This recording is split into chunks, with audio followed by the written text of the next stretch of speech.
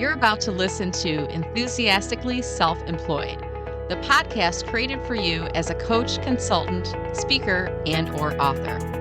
I created this podcast for those of us who are enthusiastic about growing our business and learning along the way. My name is Brenda Meller, and I'm your host.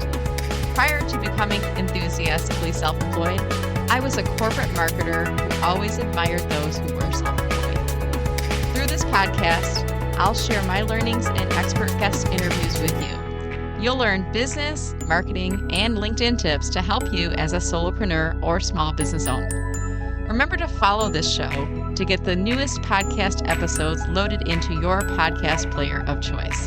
Now let's get started. Welcome back to the podcast. Today's episode is another member spotlight from my Marketing with Meller program. And you're going to be hearing me interviewing Judi Hayes, who is similar to me in that she does do some LinkedIn coaching. We do have a little bit of overlap in our clientele. And I actually welcome people like Judi into my Marketing with Meller program because I have the abundance mentality, my friend. I believe that there's more than enough work to go around for all of us.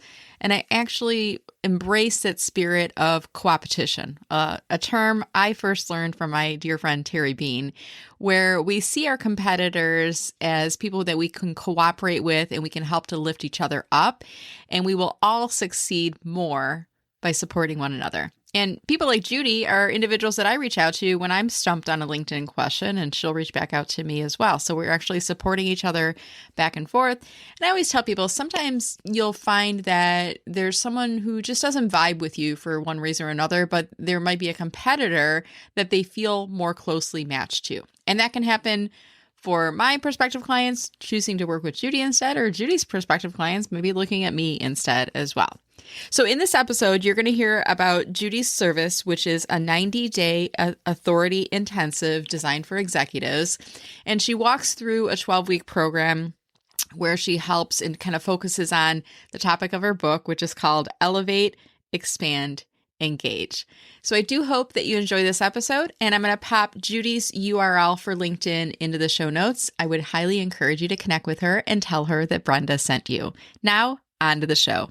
I want to welcome all of you and thank you so much for joining us. This is our Marketing with Meller Member Spotlight interview. Today, I'll be interviewing Judi Hayes, and we'll be talking with Judi in just a few minutes. I just want to give you a lay of the land for those of you who maybe haven't been on one of these calls, or if you're listening to this on the podcast as well. So I've been featuring people on my podcast. I used to do a LinkedIn Live series for years and started converting those to the live podcast. And I've done some solo episodes, and I continue to do some interviews. And I've started to shift this year into focusing more of my time and effort into my members and my clients. Judi's a member of Marketing with Meller, and that's what I'm doing with my interviews now on my podcast is I'm featuring people who are my clients and my members instead of just someone off the street, which is great. We all think I'll interview this person and I'll put them on my podcast and I'll reach their audiences and their listeners. And I don't know about all of you, but I've noticed probably less than half of the time, maybe a quarter of the time even, will they do that. They rely on gaining access to your network. They're really not promoting it out, and I can't follow them. It's our show. So I decided if I'm going to shine the spotlight on anyone, I may as well do it on my members and give them some additional visibility. Now, the great thing about this Inside Marketing with Meller is you're learning about Judi, but you're also learning a bit of my marketing approach and marketing techniques. And we as a community are going to be asking Judi some questions at the end as well.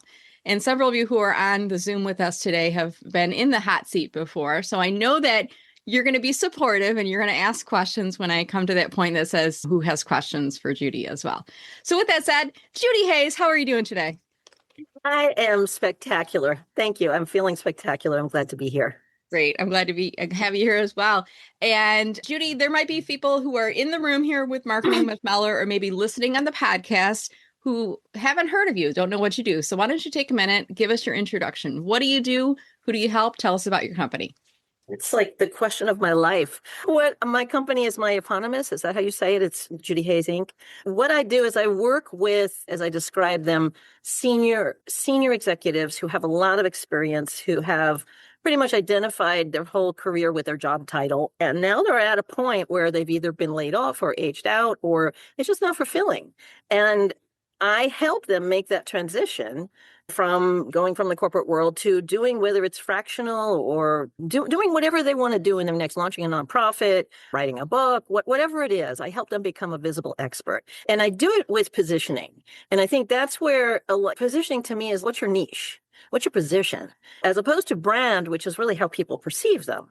Perceive yourself. What is my brand? And that's what people think of when they think of the person. It's just working with that. And what the common thread is, these executives have the industries that they work in, B2B, there's a high level of trust required. So it's regulated industries.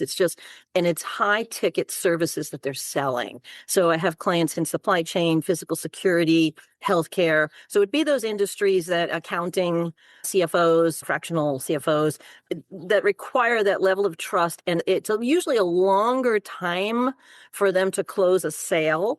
So it's, okay, so what do you do over that runway? How do you build that trust? How do you make them visible? How do you make them memorable? So that's what I do in a nutshell.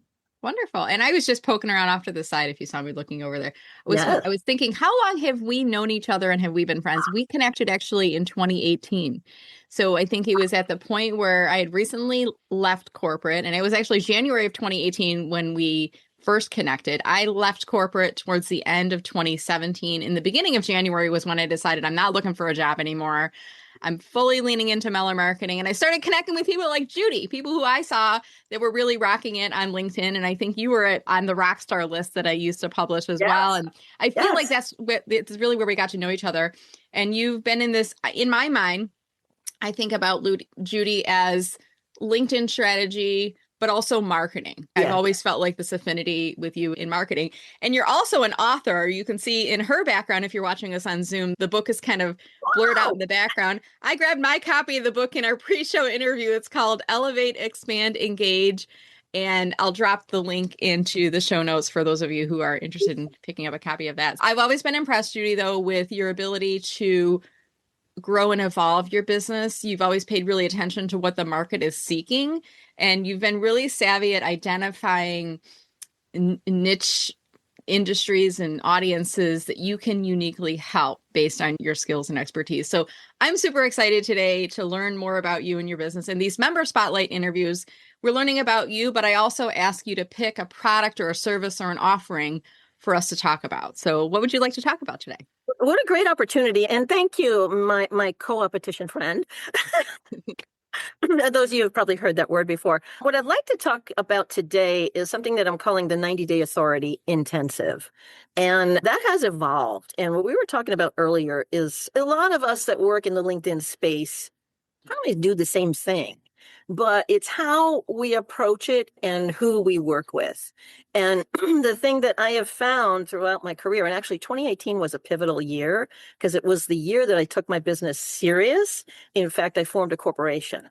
And once you form a corporation, you have accountability. And so in many ways, as we know, but that was a pivotal year.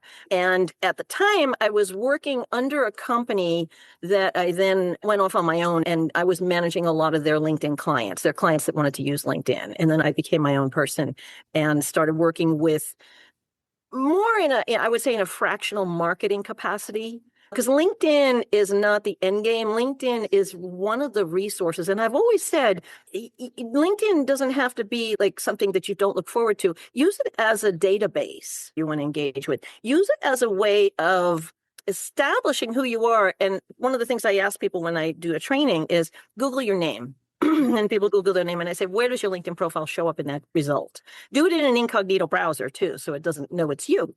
And 9 out of 10 times it's the first or second result. And then I say, okay, so click on your profile. What does it say? And there's so many conversations that get started because I'm honest with people. I said, I look at your profile. You've got an amazing life body of work here. I don't know what the heck you do. What do you do? And it needs to come across in a quick second. And I bring that back to, I would say, my early career. I started in advertising agencies, direct marketing. I don't know, back then we were talking about direct mail. It was like kind of ooh, the icky part of marketing. Oh, you do direct marketing and you do the stuff in the mail or those book clubs. But that really taught me a lot about A/B testing, about targeting, about specific offers. And I thought that fundamental 7 years that I started with Rap Collins in New York City, which is now Rap, I guess is the agency, was fundamental. And then I continued on and did a lot of different things. But what I do today in the 90-day authority, the reason why it's 90 days is I notice when you have frameworks, it makes it easier to digest. So the book title is Elevate, Expand, Engage, right? So what the heck does that mean? Elevate is the visibility. It's like it's your profile. You got to start with putting on your wardrobe. What do you want to dress to the party? Think of LinkedIn as the big party, right? It's this big networking event. And so elevate your visibility, elevate your presence. Start with that. That's the first 4 weeks. We work through different aspects of that. And we get into things like, this is where I bring in the marketing background. I think Keenan popularized this, the pick method. So what is the problem that you're ultimately solving? What is the impact that problem has on your business or on your ability to conduct business? And then what is the root cause of that is underlying that? And so when you get clarity on that and you start talking from that language, so it's the language of your prospect or your client, whatever you want to call them, your decision maker buyer. But when you get clarity on that and even drill down, it's like the 5 whys, right? It's why is that a problem? Why is that impacting? What is that cause? That's where the clarity happens. And then that is what I use for the positioning.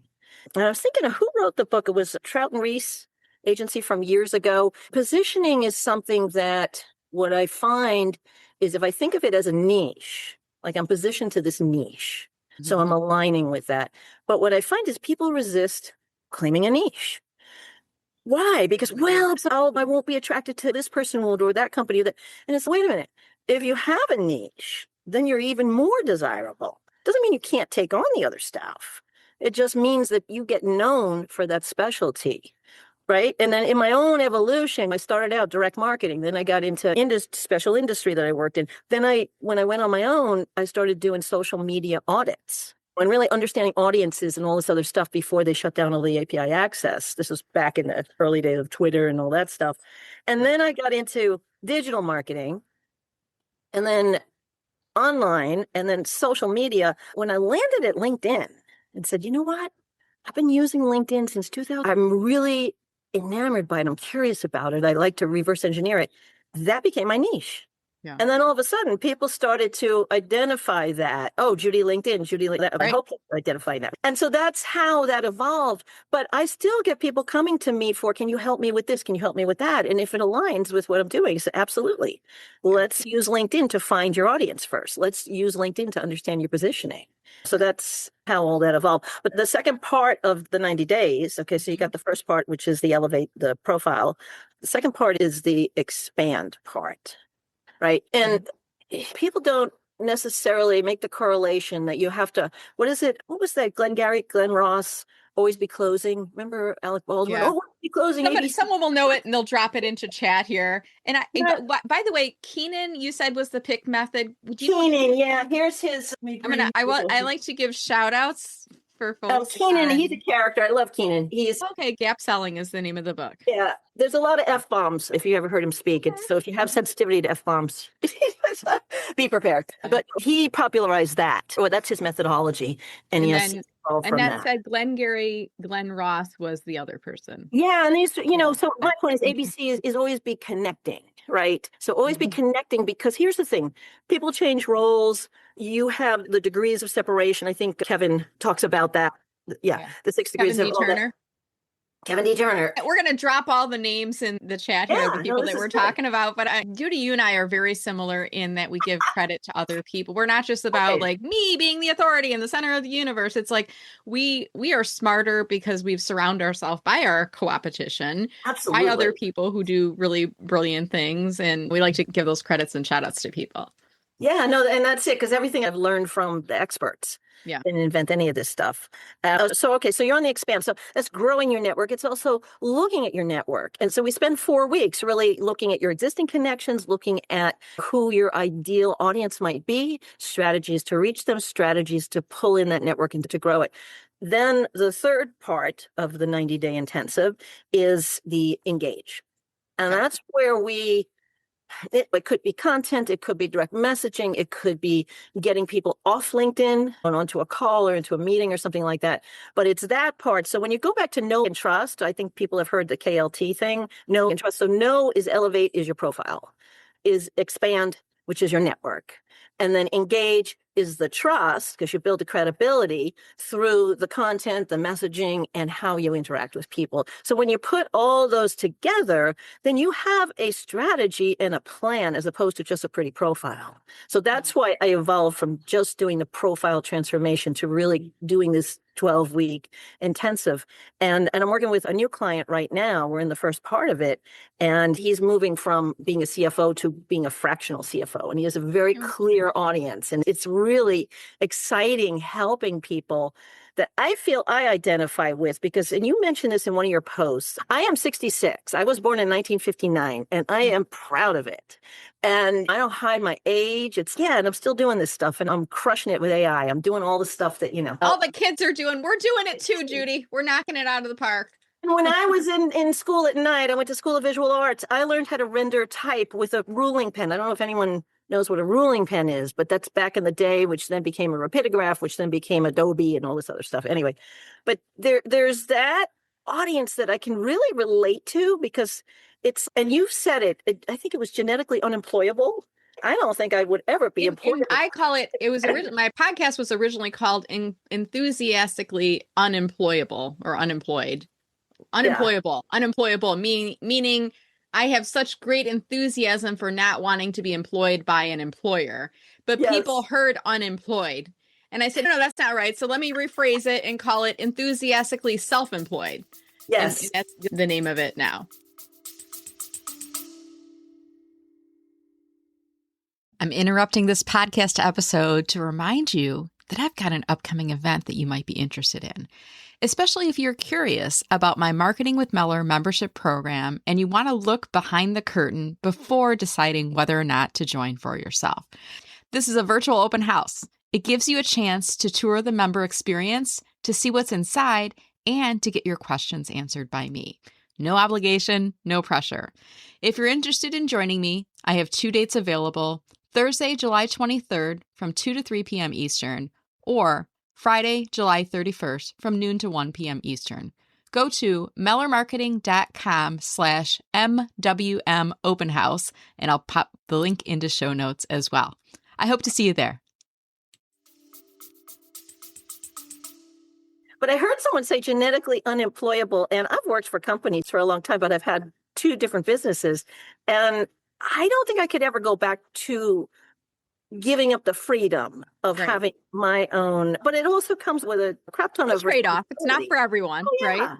Yeah. It's really, and we all know that here. It's like you work any 60 hours of the week. You pick. You gotta, I think you really have to want it, and you probably would agree with this too. You can be successful in the first year for just wanting it, but you can't really be successful beyond that. You have to be successful in delivering value to your customers. And we hear so many stories about the stats of passing the 5-year mark and everything, but it sounds like you're really aligning your clients up with strategy going through this 90-day process. And exactly what you said. And I think what I have always thought of, and I learned this back from being in advertising, is I always put myself in the position of the end user. Or the client or the recipient.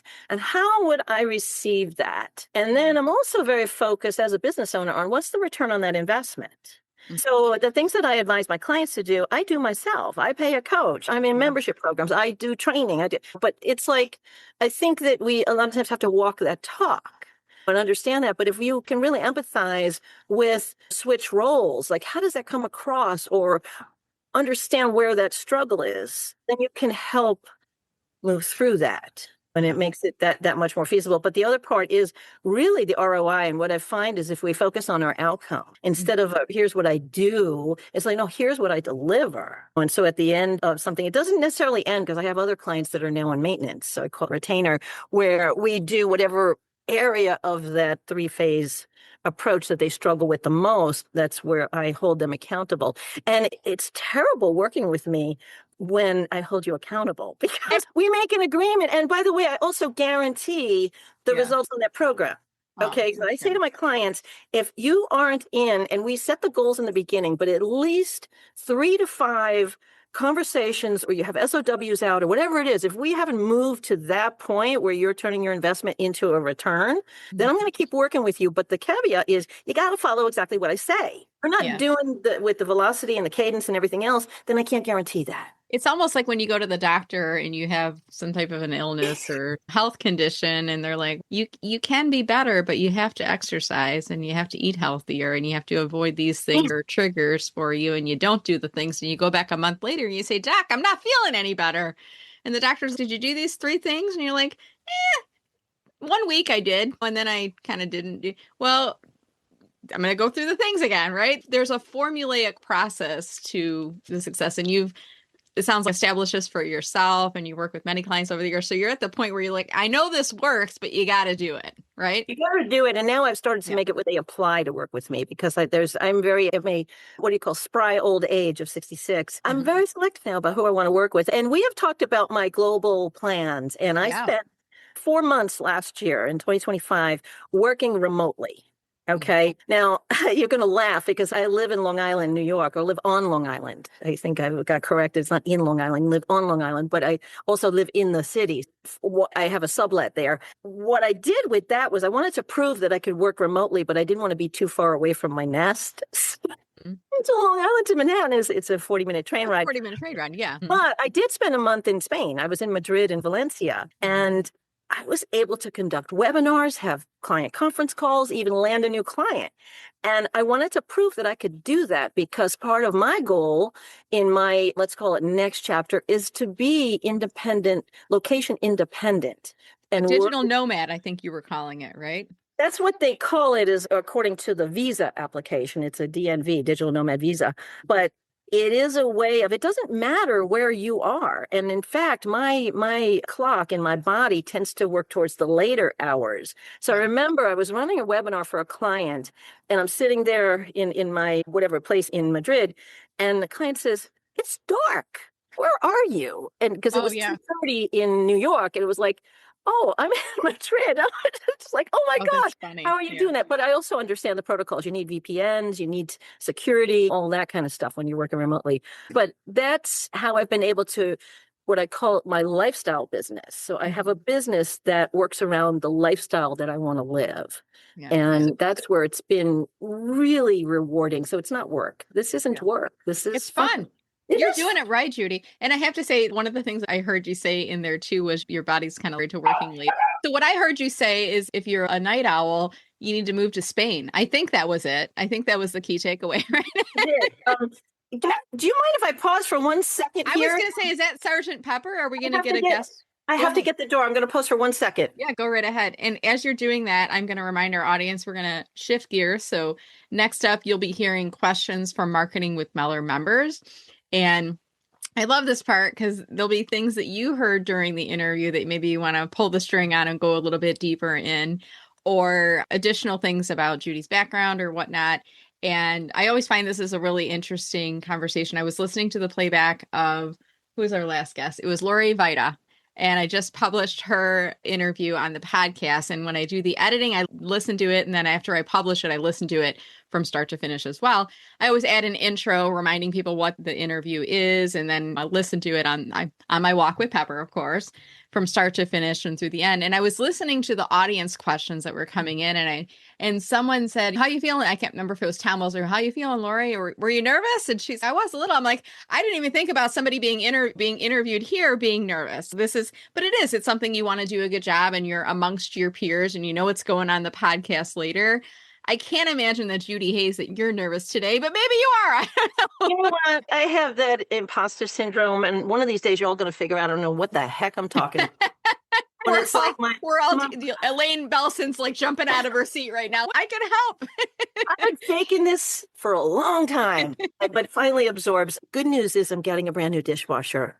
one of the benefits of being a renter. That is big news in the adulting world.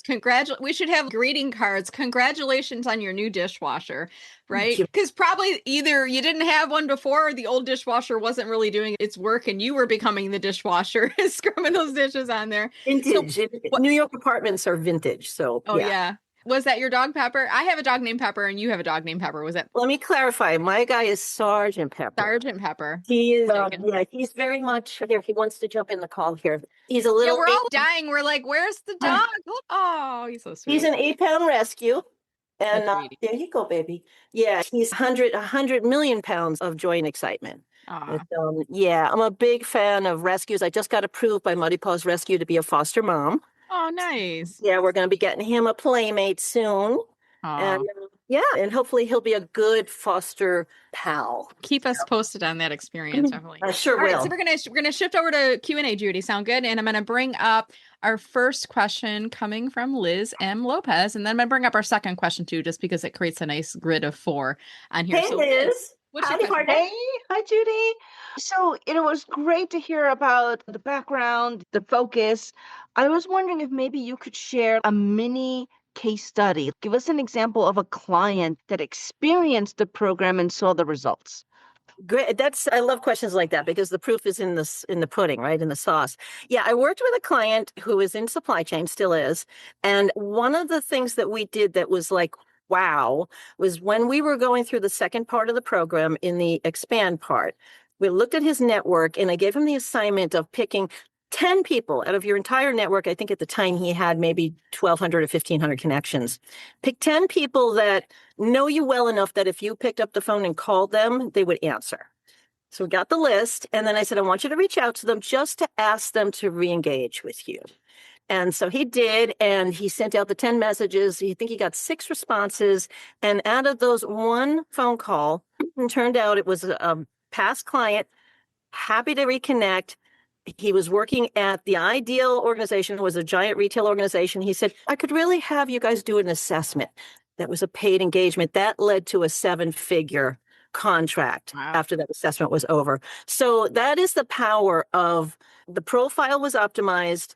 And then he had a network that was untapped and it led to a business opportunity. So that's been like one of the best one that always warms my heart when something like that happens. First of all, congratulations on that. And second of all, sometimes don't you wish we worked on commission? For LinkedIn, right?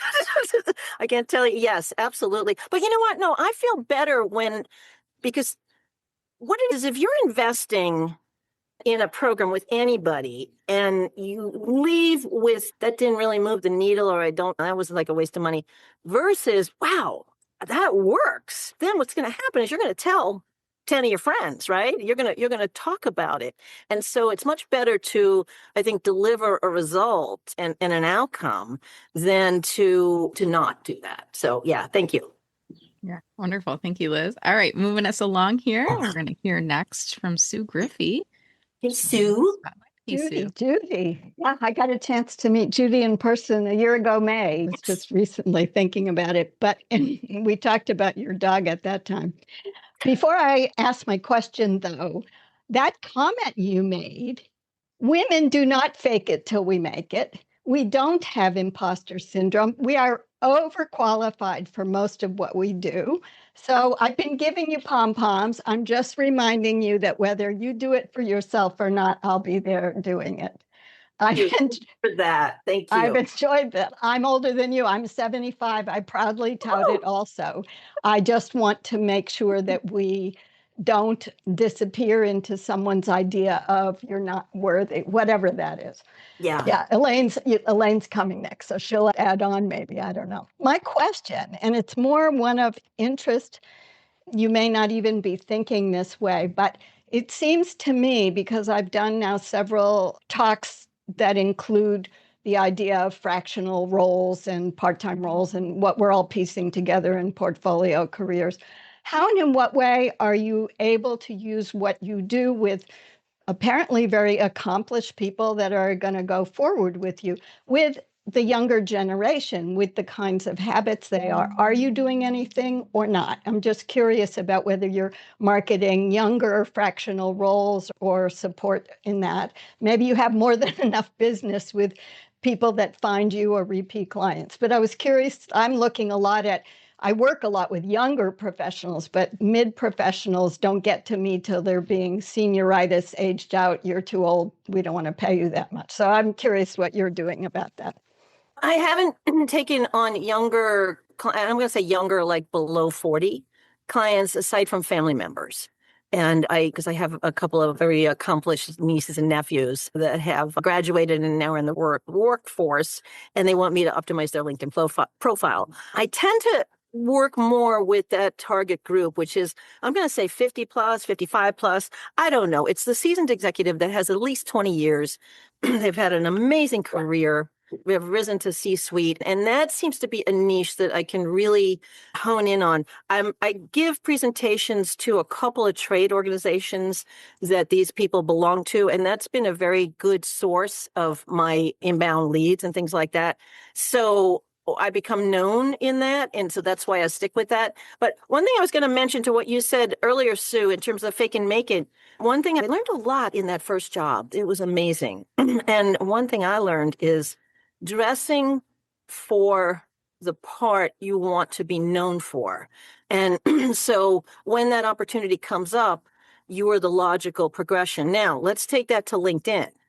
That's what I say about your profile is aspirational. So you want to make that to be what you want to be perceived at, what you want to be known for, not a rehash of your resume, which is the rearview mirror. And I think that's where a lot of younger people coming into the workforce don't really realize how important that LinkedIn profile is. It's not your grandparents' chamber of commerce or whatever they used to call it. It really is important. And there was somebody I came across, a client had me work with his daughter, asked me to work with his daughter, and she had created this amazing website and all this other stuff on Instagram. And I said, take this and repackage this for LinkedIn, because people are going to be searching for your name. And you definitely don't want necessarily your TikTok feed coming up as much. You want to be known for something. So that's really, when I'm working with different people of different backgrounds, that's what I would tell them. So, but that's really good. Yeah, it's a really good prompt. Thank you. Thank you, Sue. All right, Elaine, our next and final question. So you mentioned in the very beginning, I think it was brand versus niche. And I'm wondering why that is so important to differentiate and how you communicate that to your clients. And that's, I think, where niche is positioning, at least the way I look at it. It's almost like goal and strategy, right? Getting those confused. What's the goal? What's the strategy? When you think of brand, a brand you associate, or you should associate something with it. And that's where brand loyalty comes in. You don't necessarily find position loyalty or niche loyalty. So when there's a brand, I'm a big Chewy fan. And they just did it again. They constantly deliver beyond expectation. And that's a brand to me that I know when I think of that brand, or if someone asks me, where do I get this? Chewy. And time again, they deliver on that. Now, a niche, on the other hand, or a positioning is really, that's your lane, that's your expertise. And that's really, when you're talking to people, it's easier for them to see themselves in that if you have clarity in terms of the niche. So they're talking to a like-minded, or say, oh, you get me, you understand my business, or you understand my situation. So in my mind, that's how I differentiate it. And I'm sure there's other ways of looking at it. But does that, when you think of it, what do you think of, Elaine? The difference of the two? Yeah, I think that with a niche, it's your expertise, and brand is how you appeal to other people. So there's loyalty for brand, and I think there's memorability for niche and positioning, because it becomes a memorable. You can be visible and not be memorable. But if you're visible and memorable, it's, oh, Brenda, you're the one with the pie. Yeah. Oh, yeah. You use the analogies for LinkedIn. That's right. So then you make that association. So that's not, that is your brand, but it gets a little muddy in that way as a brander, because a lot of people have personal brands or executive brands or professional brands. But I look at niche as the positioning, and I look at brand as how you are perceived by others. Wonderful. Yeah. Best way to do that is a survey or focus group or something like that. Bring people in and ask them, when you think of marketing with Meller, what do you think of? Yeah, I did a post on LinkedIn. It was a while back. I should probably do one again just to test it out. And I might do it again because I'm inspired by today. Saying, when you think of me, what are the 3 words and phrases that come to mind? Eat more And pie. what did you say? Eat more pie. Eat more pie. It could be 3 separate. It doesn't have to be one sentence, but inevitably pie will be a part of it. LinkedIn marketing. And I think it's a way of doing the finger test. What does the market know me for? And for a while, I was focused on multiple audiences, one of which was job seekers, the unemployed. And I just found it wasn't supporting my business in a way that I needed to continue on. And I decided to move away from that. There's lots of other people supporting that group. So that was no longer a niche that I was specializing in for my services. I'm curious. I have one question to ask you, Judi. Since you're working with, I'm going to call them experience rich candidates. I like that term, experience rich. How often do you come across a profile where they have an outdated photo that's clearly 20, 30? And then how do you gently, it's because we know why they're doing it, because it's the younger version of them. So how often do you come across it, and how do you couch that conversation and advice to update the photo? That's why video calls are handy, because the truth, it's hard to hide on a video call, right? It's probably more common than not, especially for older professionals, because a lot of them, their profiles are dusty. They haven't needed to do because they weren't looking for work. So they still have their college graduation or wedding photo in there or whatever. What I suggest to them is I tell them a story that happened with me. I go from short hair to long hair. And there was a while there I had short hair, but my profile photo had long hair. And I remember going to an event, and it was the reaction I got from somebody that came up to me. And they were like, oh, they did a stand back. Oh, you look different. You can literally see them doing the physical reaction. Like, oh. It's that part where that authenticity breaks. Because if you're not who you say you are, and then you're showing up differently, it's how do I know that's really you? It could be your cousin, whatever. So it's when I relate to that, they're like, oh yeah, I got to get that fixed. One thing I will tell people, and do not use AI to enhance your photos, because you are basically giving AI permission, and your photo may show up when somebody's asking for, give me a group of women in a room at a meeting. All of a sudden we all show up because we put our faces in the AI. Yeah, it's something to think about. It's like the melting pot. Whatever you put into it, can be extracted from someone else with a spoon or a ladle, right? Yeah. So it's about trust and credibility happen when you speak to truth and you're authentic and you're not trying to be something else. And really, at the end of the day, you're going to work with people that you trust. And that trust is going to come maybe from other people that have worked with them, or the fact that people are, when you talk to them, they're the real deal. It's, oh yeah, you really do know your stuff, that kind of thing. Yeah, so, it's my favorite clients, the ones that say, I heard about you from Elaine Belson or Laura Jove or whoever it was, and they're not shopping around at this point. They're holding out their credit card and saying, where can I sign up? Because you've already been vetted by Sue Griffey, so I know you're good. And I had that happen recently. I had an organization reach out to me, and they wanted me to be a speaker. And I was like, how'd you find me? Oh, a couple of people recommended you. I was like, oh, great. So then I gave a presentation to them. They had me come back, and now we're in conversation to talking at their in-person event in November. And I'm like, yeah. Nice. But you see how that kind of built up, and they love the fact that I didn't sell in my workshop. I was like, no, I would never do that. That's very inappropriate. I want people to leave saying, wow, there's a body of information there. I want to know more. I want them to be hungry and thirsty, as opposed to, and here's my program. And no, because I don't want to be told to. Really, the pitch slapping stuff is just exhausting. So speaking of selling, I am going to pivot. I'm going to try to pivot us in an appropriate way, because we're here marketing with Meller. So how do we market ourselves? So we've been talking about your 90-day authority program. And I asked you earlier, how can people work with you? So let's say there's somebody listening to the podcast says, oh, I want to sign up to work with Judi. So where should we go to do that? There's a link. I think you just put that in there on my website. And what that does is we schedule what I'll call a discovery call. It's a 20-minute call. And I'm going to find out 3 things on that call. I'm going to find out, what is your main goal? What are you trying to accomplish? And then I'm going to ask you, what's getting in the way of that? How come you haven't done that yet? And then I'm going to find out your urgency. And at that point, and I don't talk about price or anything, it's my way. We're interviewing each other to see if we want to work together.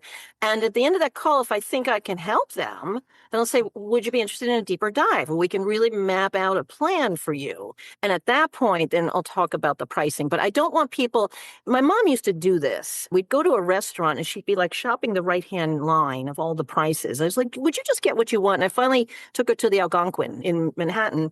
And I said, give me the menu without the prices, because they did that for people. And she's like, I don't know what to get. I said, why don't you get what you want? So same thing with when you are marketing services.